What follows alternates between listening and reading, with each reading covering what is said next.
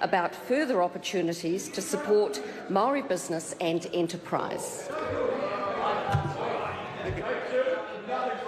Order.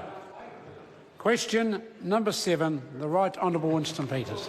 Speaker, this question is to the Prime Minister and asks, does he stand by all his statements regarding superannuation, and if so, why?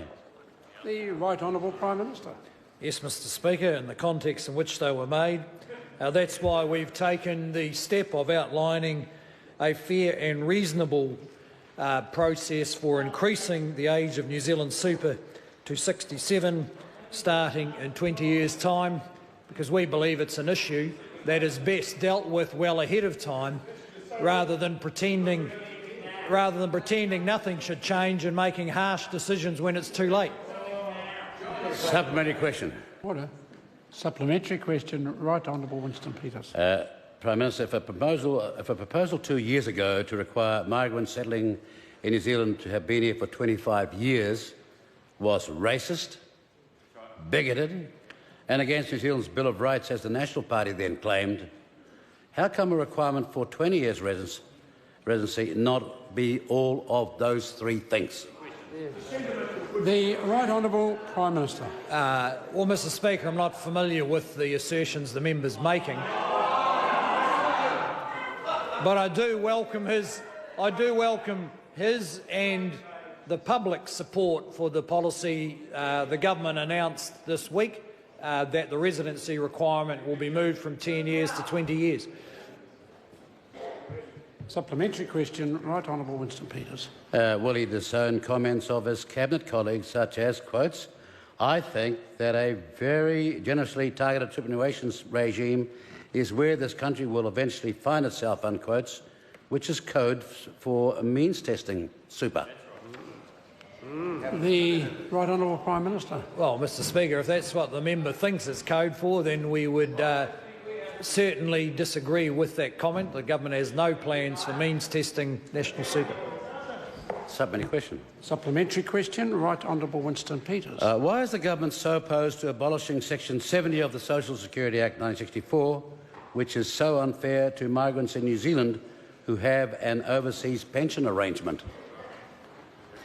The Right Honourable Prime Minister. Well, Mr Speaker, I think the measure that the member is referring to is just a long-standing measure that New Zealand's had in place through successive governments, because we believe that's what's fair and reasonable to both the migrant and New Zealand taxpayers. Thank you.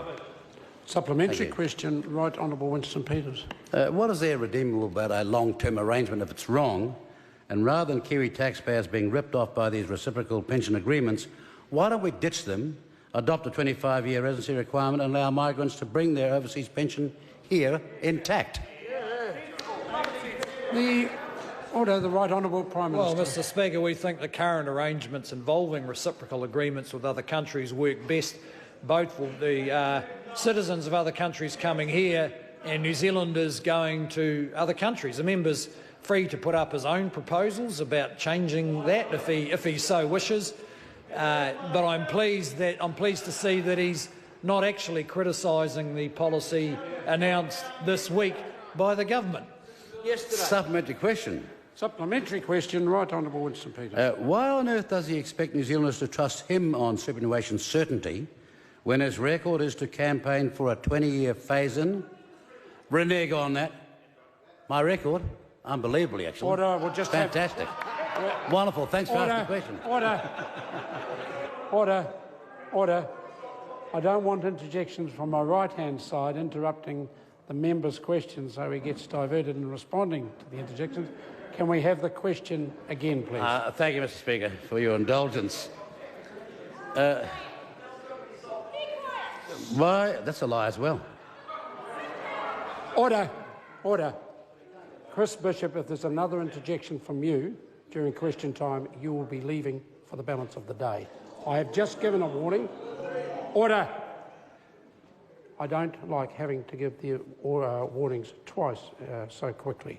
Right Honourable Winston Peters. Mr Speaker, Prime Minister, why does he expect New Zealanders to trust him on superannuation certainty and stability when his record is to campaign for a 20-year phase-in renege on that promise, renege twice on the issue of the surtax, renege on super's relativity to the net average weekly wage, renege twice on the Cullen Fund, and after campaigning to leave super at 65, has reneged on that as well. The Right Honourable Prime Minister. Well, Mr Speaker, look, we've put a proposition out there in front of the public and they get the opportunity in election year to debate it, and so far the indications are pretty good public support for it.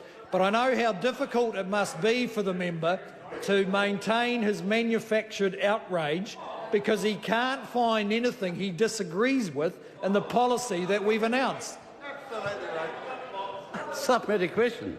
Supplementary question, Right Honourable Winston Peters. Apart from being delusional, how is it fair to propose a policy demanding New Zealanders to work 47 to 49 years for their super, and yet give someone from overseas super with only 20 years, whether they have contributed to it or not?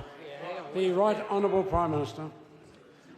Well, Mr Speaker, I expect there could be some debate between the 20-year threshold we've proposed and the 25-year threshold that members proposed. And I'm pleased to see that if that is the one difference of opinion, then perhaps our policy has more support than even the member is aware of. Question number 8, Grant Robertson. Thank you, Mr Speaker. My question is to the Minister of Finance.